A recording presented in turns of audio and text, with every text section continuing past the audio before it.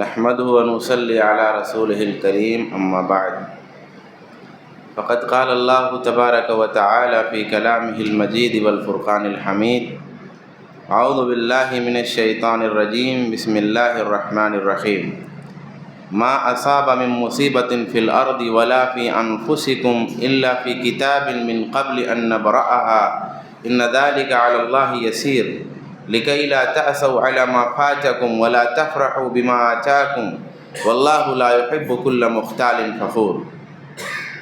آج جس حوالے سے گفتگو ہونی ہے وہ ہے موجودہ حالات میں صبر کی ضرورت اور پھر اس کا مفہوم۔ یعنی اس میں دو باتیں ہیں۔ ایک بات تو یہ ہے کہ صبر کی ضرورت ہے، مگر دوسری بات وہیں پہ یہ بھی ہے کہ جس صبر کا شریعت مطالبہ کرتی ہے وہ کون سا صبر ہے؟ آیا وہ ہمارا والا صبر ہے جو ہم کرتے ہیں، یا وہ کچھ اور صبر ہے جس کا شریعت مطالبہ کرتی ہے؟ یہ دوسرا پہلو واضح کیے بغیر صرف صبر پر گفتگو میرے خیال سے کافی نہیں ہو سکتی۔ اللہ تبارک و تعالی نے ارشاد فرمایا کہ ما اصاب من مصیبت فی الارض ولا فی انفسکم، کہ زمین میں اللہ تبارک و تعالی جو بھی مصیبت پیدا فرماتا ہے اور جو مصیبت تمہاری اپنی جانوں میں، تمہارے اپنے نفسوں میں پیدا فرماتا ہے، الا فی کتاب من قبل ان نبرأها، مگر وہ مصیبت ایک کتاب میں موجود ہے اس مصیبت کے پیدا کرنے سے، لانے سے پہلے۔ یعنی اللہ تبارک و تعالی نے لوح محفوظ میں اس مصیبت کو لکھا ہوا ہے کہ زمین میں، دنیا میں، اس کائنات ارضی میں وہ مصیبت آئے گی، تمہاری اپنی جان کے حوالے سے، تمہارے اپنے نفس کے حوالے سے بھی وہ مصیبت آنی ہے۔ اب ایسا کیوں ہے اس کا تذکرہ آگے ہے، لیکن اس کے تذکرے سے پہلے اللہ تبارک و تعالیٰ نے یہ بات ذکر کر دی کہ کوئی کنفیوژن نہیں ہونا چاہیے۔ بندوں کے لیے ہدایت جاری کر دی کہ کسی مصیبت کے آنے سے پہلے وہ لکھی ہوئی کیسے ہو سکتی ہے، کسی مصیبت کے وجود سے پہلے وہ کسی کتاب میں موجود کیسے ہو سکتی ہے، ایسا کیسے ممکن ہے؟ تو کہا ان ذالک علی اللہ یسیر، اللہ تبارک و تعالیٰ کے لیے بہت معمولی بات ہے، بہت آسان بات ہے۔ دیکھیے، دین کوئی فلسفہ نہیں ہے۔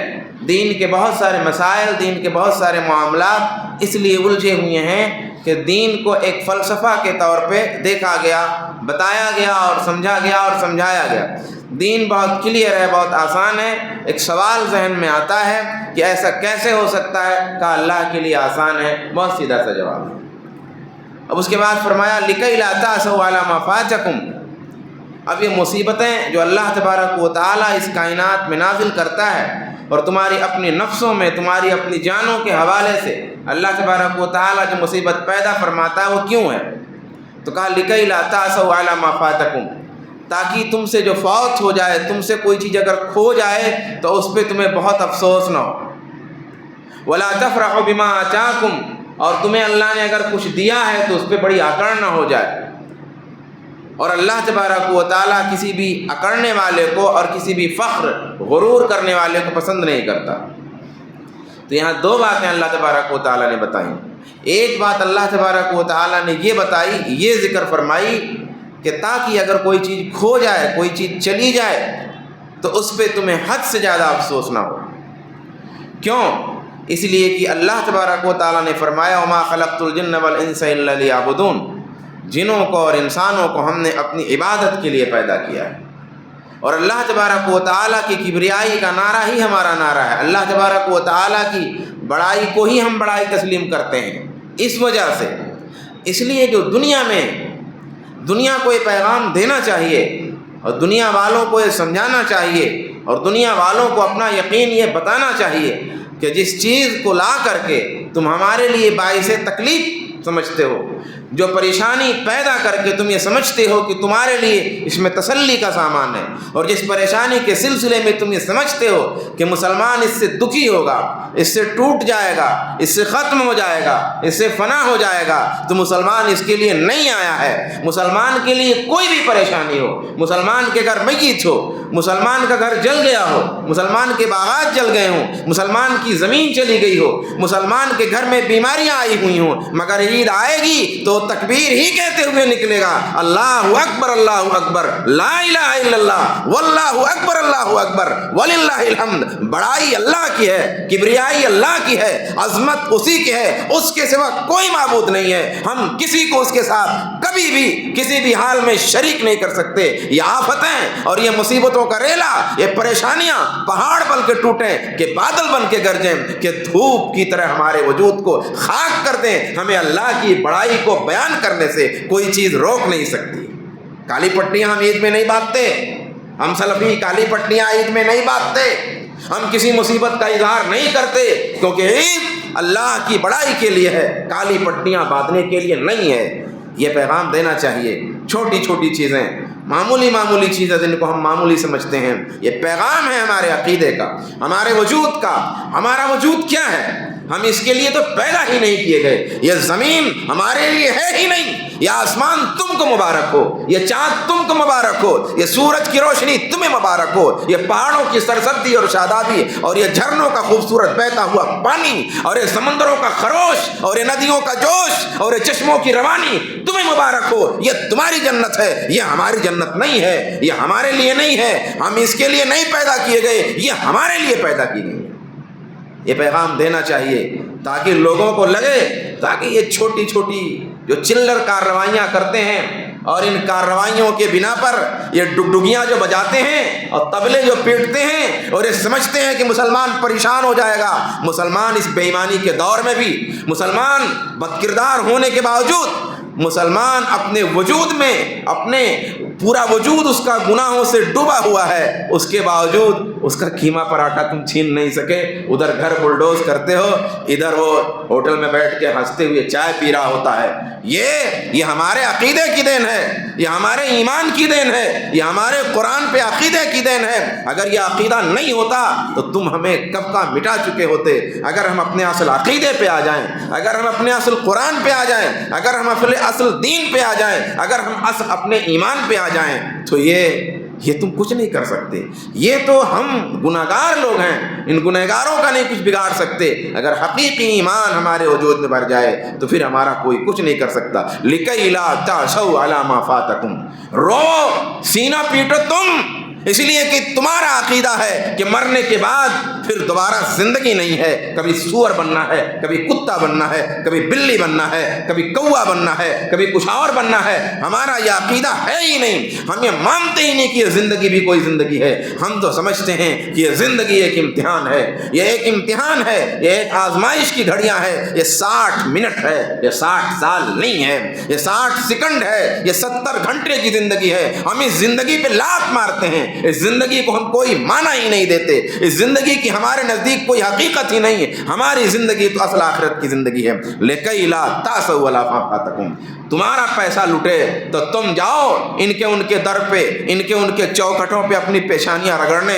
ہمارا لٹے گا، ہماری پیشانی کہیں نہیں جائے گی۔ اس لیے کہ اللہ نے ہم کو سمجھا دیا ہے لِكَيْ لَا تَعْسَوْا عَلَىٰ مَا فَاتَكُمْ، تاکہ تم سے اگر کچھ کھو جائے، یہ باغات جل جائیں، یہ پھل چلے جائیں، یہ جو ہے یہ فصلیں جل جائیں، خاک ہو جائیں اور تجارت سرد پڑ جائے، کوئی مسئلہ نہیں۔ وَلَا تَفْرَحُوا بِمَا آتَاكُمْ، اور خوش نہ ہو، غرور نہ کرو اس پہ جو اللہ نے تمہیں دیا۔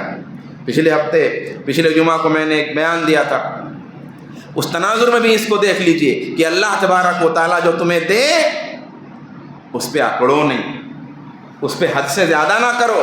اللہ تبارک و تعالیٰ نے تمہیں جو مال دیا ہے، اللہ تبارک و تعالیٰ نے تمہیں جو دولت دی ہے، اللہ تبارک و تعالیٰ نے جو تمہیں انعام دیا ہے، یہ انعام، یہ دولت، یہ فراخی، یہ وسعت بھی ایک امتحان ہے اور مصیبت سے سخت امتحان ہے، مصیبت سے سخت امتحان ہے۔ اس امتحان میں کھرے اترو۔ اللہ تبارک و تعالیٰ نے اگر تمہارے جیب کو بھرا ہوا رکھا ہے تو اپنے آپ کو سنبھالو، اپنے آپ کو کنٹرول میں رکھو اور اللہ تبارک و تعالیٰ کی حدوں کو پامال مت کرو۔ رسول اللہ صلی اللہ علیہ وآلہ وسلم کی سیرت نے جو خطوط کھینچ دیے ہیں، جو لکیر اور لائن، جو بارڈر بنا دیا ہے، وہ بارڈر کراس مت کیجئے، صرف اس لیے کہ اللہ نے آپ کو وسعت دی ہے۔ اللہ نے اگر آپ کو طاقت دی ہے پیسے کی، دولت کی، مال کی، تو اس مال کو گناہ میں مت لے کے جائیے، کیونکہ اسی دنیا میں اللہ تبارک و تعالیٰ دولت آپ کے بجائے کسی اور کو دے سکتا تھا۔ میں ایک دو نہیں، ہم بھائی ذاتی طور پہ اور سب کو ایسا ہونا چاہیے کہ جب بھی کوئی واقعہ سامنے آتا ہے تو اس میں بہت گہرائی تک سوچنے لگتے ہیں۔ ہمارے سامنے کئی واقعہ ہیں، ایک واقعہ میرے سامنے ہے، ایک شخص ہیں، الحمدللہ تجارت بہت شاندار چل رہی تھی، کاروبار بہت جمع ہوا ہے، بچیاں بچے بہت اعلیٰ تعلیم لے رہے ہیں، سارا سب کچھ ٹھیک چل رہا ہے، شاندار چل رہا ہے، شاندار ایریا میں، شاندار جگہ پر، پوش ایریا میں، کروڑوں کا گھر ہے، سب کچھ ہے۔ اچانک اللہ کی آزمائش ہوتی ہے، اچانک اللہ کی آزمائش ہوتی ہے، اور اللہ تبارک و تعالیٰ پھر ایسا کرتا ہے کہ ان کو کینسر کی بیماری ہو جاتی ہے۔ بیماری ہوتی ہے تو بستر پہ آ جاتے ہیں، کاروبار ڈھیلا پڑ گیا کیونکہ اب کاروبار کوئی دیکھنے والا نہیں۔ کچھ دن گزرتے ہیں، تھوڑے دن گزرتے ہیں، بھائی کا ایکسیڈنٹ ہو جاتا ہے۔ اب جو بھائی کاروبار سنبھال رہا تھا، اب وہ کاروبار بھی بند ہو گیا ہے۔ اب کاروبار بند، آمدنی کے ذرائع بند، جو رکھے ہوئے ہیں اس کو کھا رہے ہیں۔ اب علاج جو ہائی فائی علاج ہے، وہ پیسہ تو ہے لیکن جو مہنگا علاج ہے، اور آخری اسٹیج کے کینسر کا علاج، آدمی زندگی کی امید چھوڑتا نہیں۔ اب آپ دیکھیے کتنا مہنگا علاج ہوگا۔ اللہ تبارک و تعالیٰ نے تھوڑے ہی دن میں کایا پلٹ دی، امتحان رکھ دیا، آزمائش رکھ دی۔ آپ سوچئے اللہ تبارک و تعالیٰ کہ ہمارے ساتھ ایسا نہیں کر سکتا؟ کیا ہمارے ساتھ ایسا نہیں ہو سکتا؟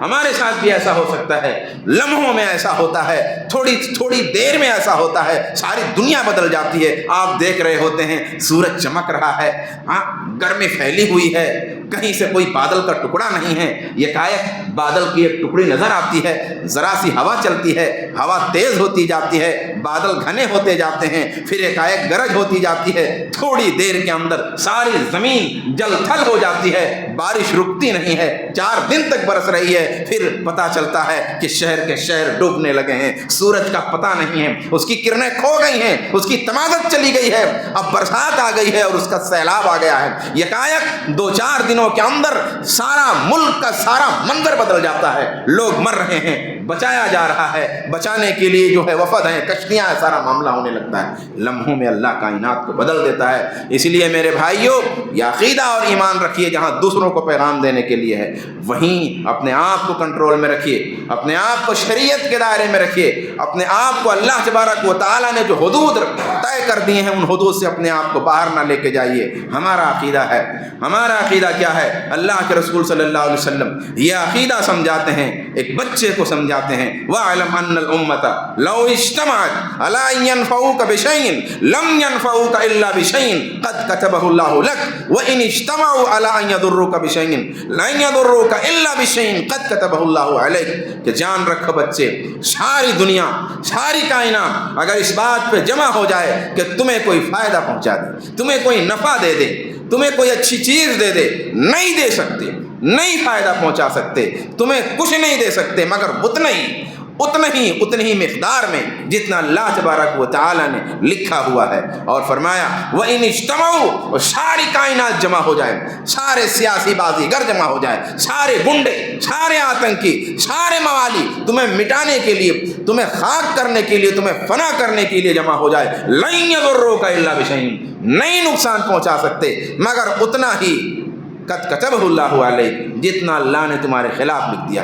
یہ ہمارا عقیدہ ہے، یہ ہمارا ایمان ہے۔ پریشانیوں کے تعلق سے، مصیبتوں کے تعلق سے، یہ دنیا کو جیسا کہ میں نے کہا ہم خاک نہیں سمجھتے۔ اللہ کے رسول فرماتے ہیں لو کانت الدنیا تعدل عند اللہ جناح بعوضۃ ما سقى کافرا منها شربۃ ماء، کہ اگر یہ دنیا کسی مچھر کے پر کے برابر بھی اللہ کی نظر میں حیثیت رکھتی تو کسی کافر کو ایک گھونٹ پانی نہیں ملتا۔ لیکن آپ دیکھیے جس طریقے سے ایک مسلم کو، ایک ایمان والے کو اللہ نے نعمت دنیا جو ہے دے رکھی ہے، اسی طرح ایک کافر کو بھی اللہ تبارک و تعالیٰ نے دنیا کی نعمت دے رکھی ہے، بلکہ بعض دفعہ زیادہ دے رکھی ہے۔ اللہ کی حکمت سمجھیے، مصیبت میں سمجھیے، امن میں سمجھیے، خوشی میں سمجھیے، غم میں سمجھیے۔ اللہ تبارک و تعالیٰ کی حکمت ہم پہ ظاہر نہیں ہوا کرتی، اللہ تعالیٰ کی حکمت ہم جان نہیں سکتے، مگر بعض واقعات میں، بعض معاملات میں اللہ تبارک و تعالیٰ نے اپنے حکمت کو ظاہر کر کے یہ بتا دیا کہ اسی پر قیاس کرو۔ اللہ تبارک و تعالیٰ جو دے اور جس حال میں رکھے خوش رہو۔ وہ جو ہے آیت آپ کو معلوم ہے جس میں ہے امت سفینۃ فکانت لمساکین یعملون فی البحر فاردت ان اعیبها وکان وراءهم ملک یاخذ کل سفینۃ غصبا۔ موسیٰ اور خضر کی ملاقات ہوتی ہے، معاملات ہوتے ہیں اس میں سے ایک معاملہ یوں ہوتا ہے کہ وہ کشتی میں سوراخ کرنے لگتے ہیں. سب جانتے ہیں یہ واقعہ. کشتی میں سوراخ کرنے لگتے ہیں. کشتی پانی میں چل رہی ہے, کشتی میں سوراخ کیجئے گا, پانی کشتی میں آ جائے گا, کشتی ڈوب سکتی ہے. موسیٰ علیہ السلام اور خضر کا یہ معاہدہ ہے کہ آپ اگر کوئی بھی چیز دیکھیں گے وہ چاہے جیسی نظر آئے آپ اعتراض نہیں کر سکتے. مگر موسیٰ علیہ السلام نبی ہیں جو انہیں جس چیز کے وہ پابند ہیں, جو منکر, اب دیکھیے وہ میں نے جو خطبہ دیا تھا اس سے آپ جوڑ لیجئے, جو منکر ہے اس منکر پہ خاموش نہیں رہا جا سکتا.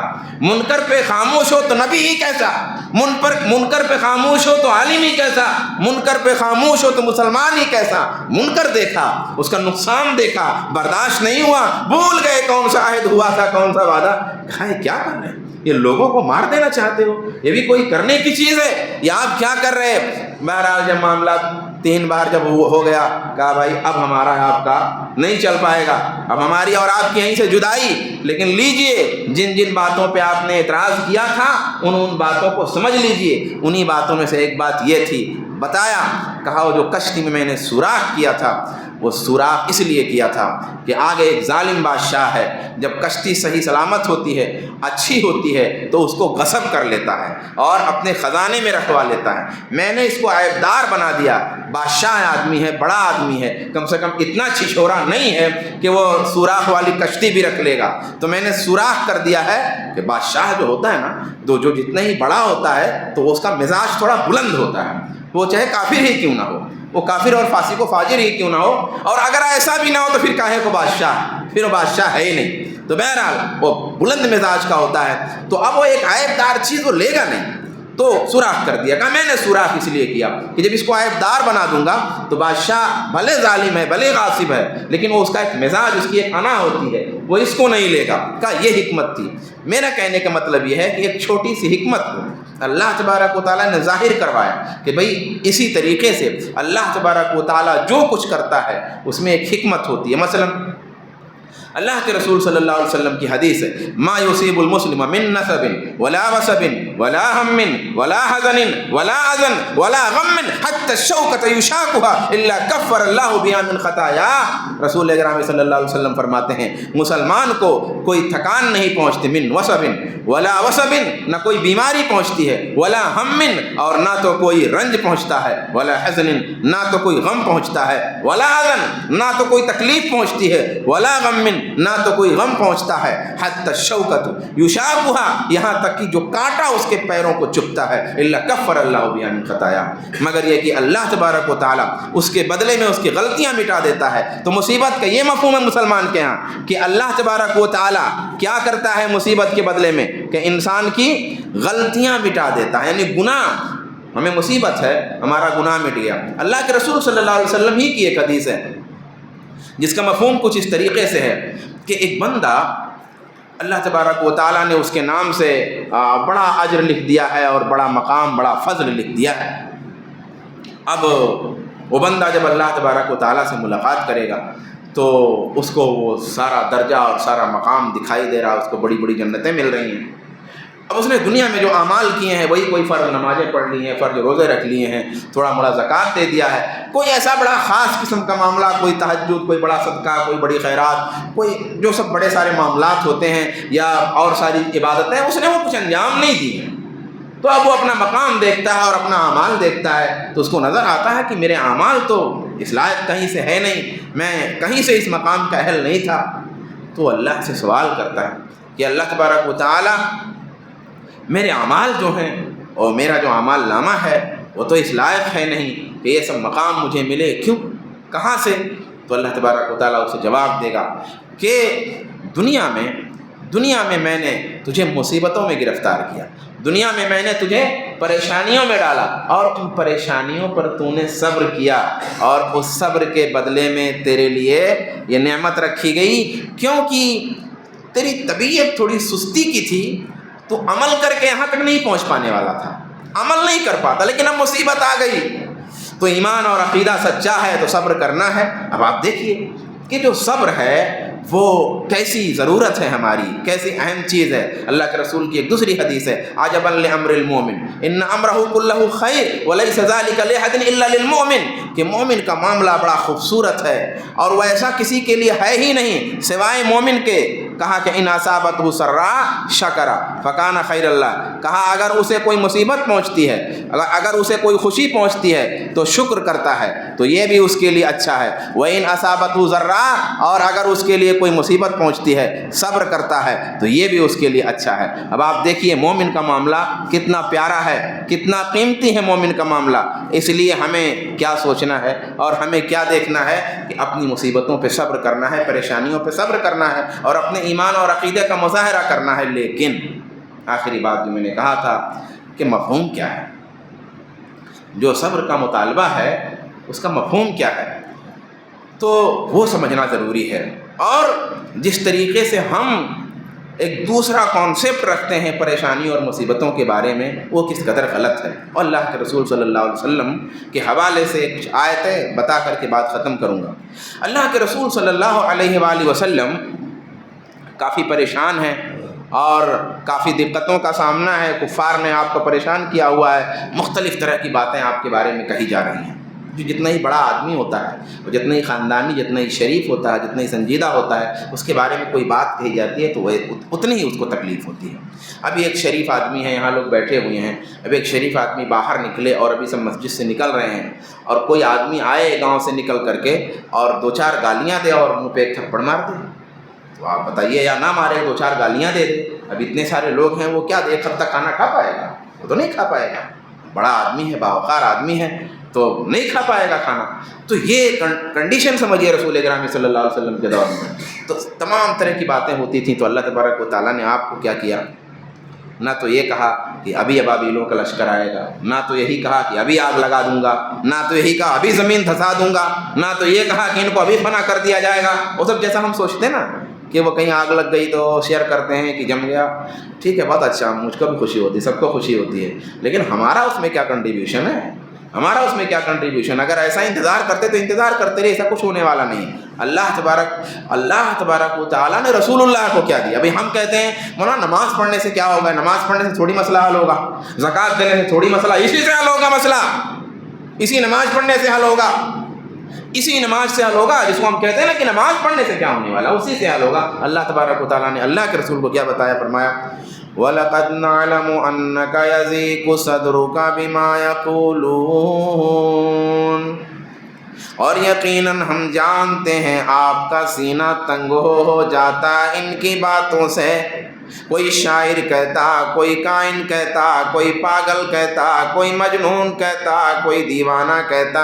اللہ کے رسول صلی اللہ علیہ وسلم کے گھر میں آپ کے بچے کی وفات ہو جاتی، باہر طبلے بج رہے، مصیبت ہے گھر میں، باہر شادیاں نہیں ہو رہے ہیں، اللہ فرما رہا ہے، نبی جانتے ہیں تیرا سینہ تنگ ہو رہا ہے، مگر کرنا کیا ہے؟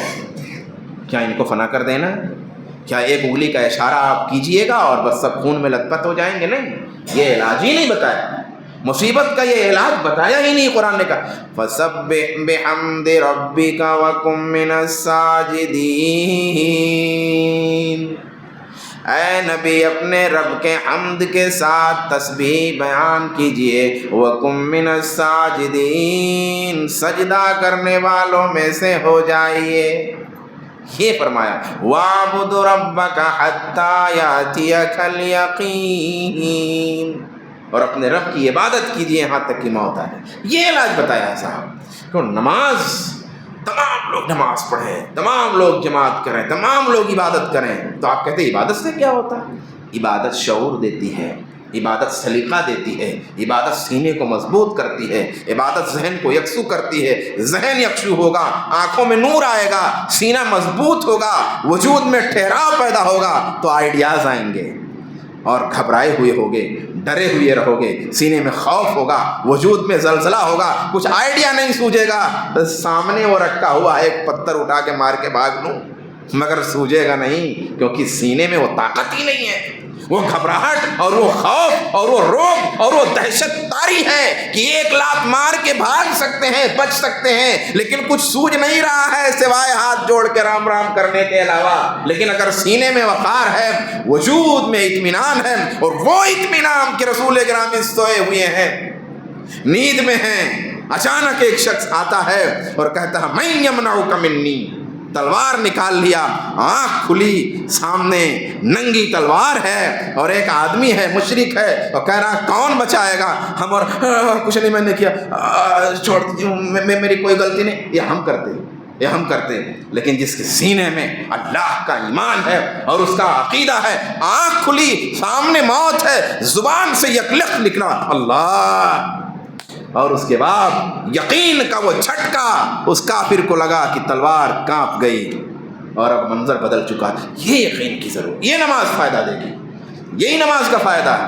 نماز سوچ دیتی ہے، نماز طاقت دیتی ہے، نماز قوت دیتی ہے۔ اللہ کے رسول کو ساری زندگی یہی کہا گیا، آپ نماز پڑھیے، آپ نماز پڑھیے، آپ نماز پڑھیے، یہاں تک کہ فتح مکہ بھی ہو رہا ہے تو بھی کہا جا رہا ہے نماز پڑھیے، نماز۔ اب مصیبت کا جو صبر کا جو مفہوم ہے وہ کیا ہے؟ وہ مکے میں کیسے مسلمانوں نے صبر کیا؟ صبر تو مسلمان کر رہے تھے، لیکن صبر کا کیا مطلب تھا؟ چادر اوڑھ کے سوئے تھے؟ نہیں، یہ مسلمان نہیں کر رہے، چادر اوڑھ کے نہیں سوئے تھے۔ ہمارا صبر کیا ہے؟ ہمارا صبر یہ ہے کہ کچھ ہوا تو چادر اوڑھ کے سوئے ہوئے ہیں، دروازوں پر دستک ہوئی، کھڑکیاں لگا ٹوٹ جائیں گی، آندھیاں بہت تیز آئیں تو کھڑکی کھول کے جھانکا، کہا کہ گڑبڑ ہو گیا، سب ٹھیک کرو ٹھیک کرو۔ بس تھوڑی دیر میں کیا ہوا، ہوائیں تھم گئیں، بادل کی گرج رک گئی، میدان صاف ہو گیا، سب اطمینان ہو گیا، پھر اوڑھ کے سو گئے۔ یہ ہمارا صبر ہے، اس کو ہم صبر کہتے ہیں۔ یہ صبر نہیں ہے، یہ تو سستی ہے، یہ تو کاہلی ہے، یہ تو بزدلی ہے۔ صبر کیا ہے؟ مارا جا رہا بلال حبشی کو، لیکن ایمان دماغ میں چل رہا ہے، تبلیغ کیسے کرنی ہے، دعوت کیسے کرنی ہے، تعداد کو کیسے بڑھانا، سارا سب چل رہا ہے۔ مصیبتوں پہ مصیبتیں آ رہی ہیں، پریشانیاں آ رہی ہیں، صبر کر رہے ہیں، لیکن پلاننگ نہیں جا رہی ہے، عمل نہیں جا رہا ہے، مصیبتوں کے گھیرے میں عمل نہیں چھوٹ رہا ہے، کام نہیں چھوٹ رہا ہے، مصیبتیں ہیں، پریشانیاں ہیں، حالات خراب ہیں، لیکن عمل کی راہ نہیں ترک کرنی ہے۔ ایک تجارت ٹوٹے گی، دوسری تجارت کھڑی کریں گے، ایک دیوار گرے گی، دوسری دیوار بنائیں گے، ایک مسجد ٹوٹے گی تو ٹوٹی ہوئی مسجد کو سجدوں سے بھر دیں گے۔ یہ عمل اگر ہوگا تو پھر یہ تو صبر ٹھیک ہے، اور اگر یہ عمل نہیں ہے تو ہم اس کو صبر نہیں سمجھتے، حقیقت میں وہ صبر ہے ہی نہیں، اس کو صبر نہیں کہا جاتا۔ میرے بھائیوں، میرے دوستوں، میرے بزرگوں، تو ان حالات میں بڑی سنجیدگی سے چیزوں کو سمجھنے کی ضرورت ہے، اور جو بعض جگہوں پہ کچھ نوجوانوں کو جو کچھ دوسرا سمجھایا جاتا ہے، کچھ دوسرے آئیڈیاز دیے جاتے ہیں، کچھ دوسرے نسخے جو بتائے جاتے ہیں، وہ نسخے ہرگز کارگر نہیں ہیں۔ اللہ سے جڑنا ہی اور اس سے رابطہ کرنا ہی ہمارے لیے علاج ہے، اور وہی پائیدار علاج ہے۔ اللہ تبارک و تعالیٰ سے دعا ہے، اللہ تبارک و تعالیٰ مجھ کو، آپ کو، سب کو صبر کی، یقین کی، حکمت کی توفیق عطا فرمائے۔ آمین ثم آمین یا رب العالمین، وآخر دعوانا ان الحمد للہ رب العالمین۔